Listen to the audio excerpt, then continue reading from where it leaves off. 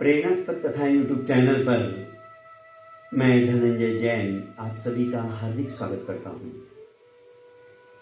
दोस्तों, एक railway station पर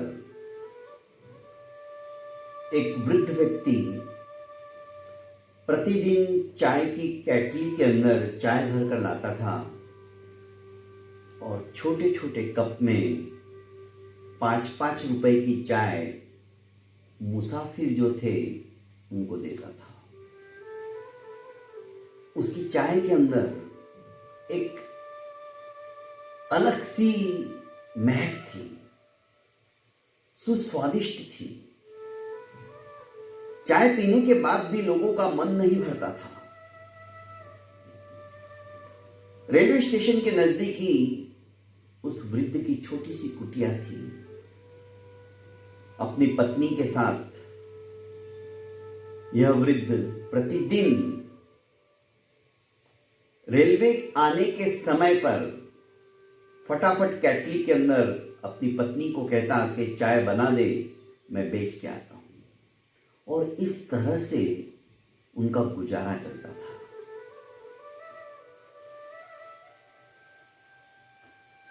वृद्ध थोड़ा थोड़ा बीमार भी रहने लगा था। एक दिन अपनी पत्नी से उसने कहा कि हमारा भी कैसा भाग्य है, ऊपर वाले ने हमें कोई संतान नहीं दी।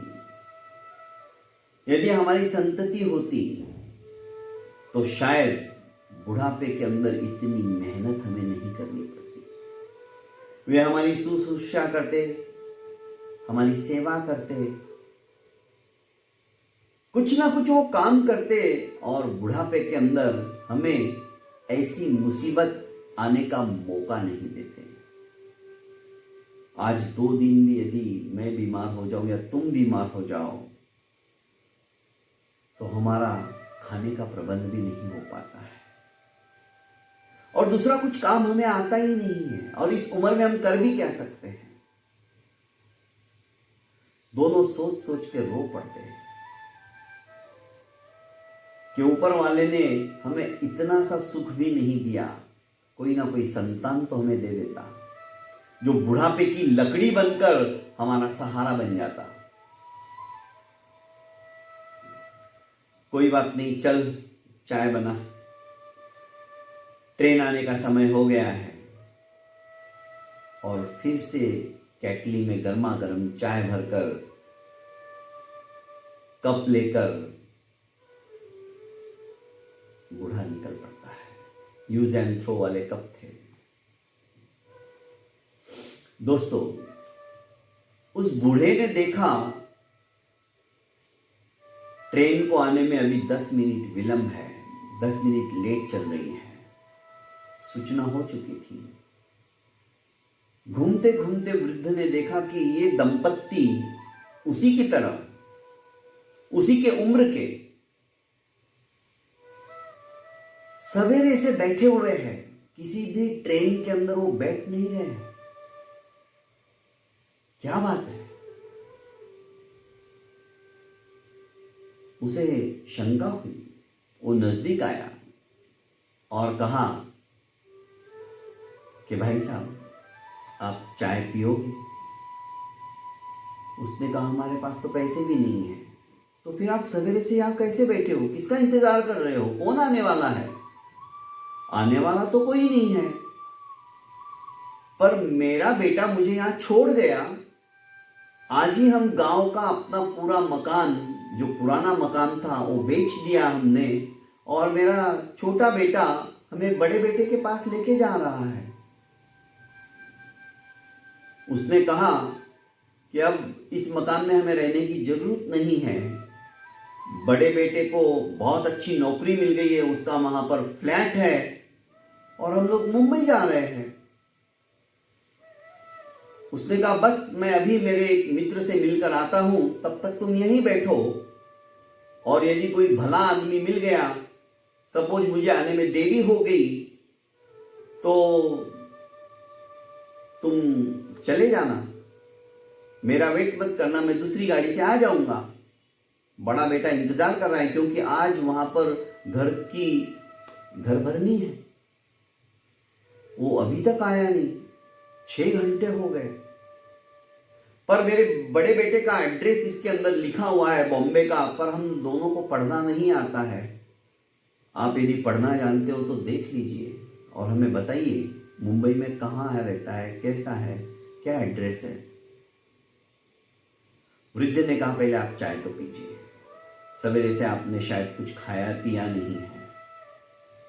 हाँ, सवेरे से कुछ नहीं खाया, जो भी खरीदी के पश्चात पैसा आया वो बेटे के पास पर्स में ही रखा हुआ है, हम बुढ़ापे में कहाँ संभालेंगे।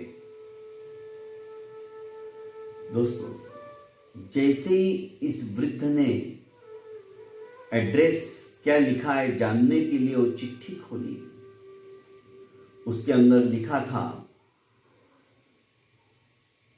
कि आप यदि दयालु हो तो एक काम करना, क्योंकि मैं जुए में सब कुछ हार चुका हूं और आज मैंने अपना दादा परदादा से उपार्जित जो मकान था, जो कि मेरे पिताजी के नाम पे था, वो भी मैंने बेच दिया है और ये पैसा मैं उस जुए घर में देने जा रहा हूं, क्योंकि मैं हार चुका हूं। मुझे लानत है मेरी इस जिंदगी के ऊपर और ये पैसा चुकाकर मैं स्वयं को समाप्त कर दूंगा। मैं मेरे माँ बाप को मुंह भी नहीं दिखा सकता हूं। मैं नहीं भी मरा तो ये मुझे मार देंगे यदि मैंने पैसा नहीं चुकाया तो। ये लोग बहुत खतरनाक है, पर मेरी आदत ऐसी बुरी, मुझे लत लग गई कि मैं हारता ही चला गया। आप यदि सज्जन पुरुष हो और इस पत्र को पढ़ रहे हो तो मेरे माँ बाप को मैं आपसे विनंती करता हूं कि किसी नजदीक के वृद्धाश्रम में आप छोड़ दीजिएगा। चिट्ठी पढ़ते पढ़ते यह वृद्ध रोने लगा और धम से नीचे बैठ गया। दोस्तों, कैसी विधि की विडंबना है। अपने आप को संभालते हुए ये दोनों दंपति देखने लगे क्या हो गया, इतना समय क्यों लग रहा है एड्रेस पढ़ने में।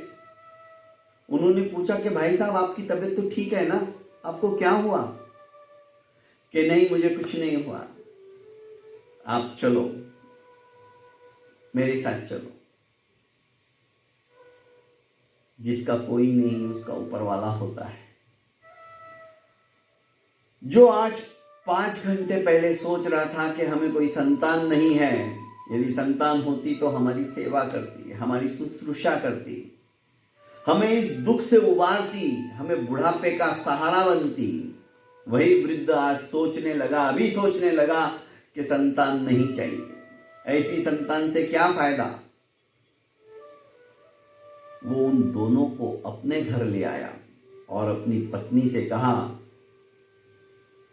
कि हमें भगवान ने संतान तो नहीं दी पर एक सेवा का मौका और दिया है।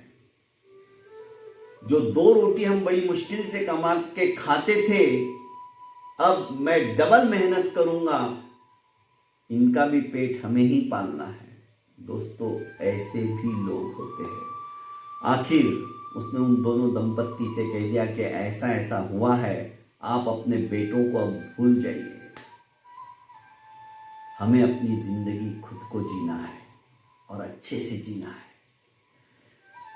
कैसी भी परिस्थिति क्यों ना आ जाए, अब हमें जीना है, अपने लिए जीना है।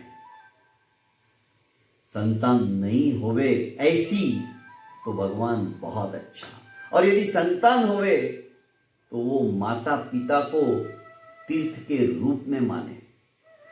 उनके जैसा भगवान कोई नहीं है।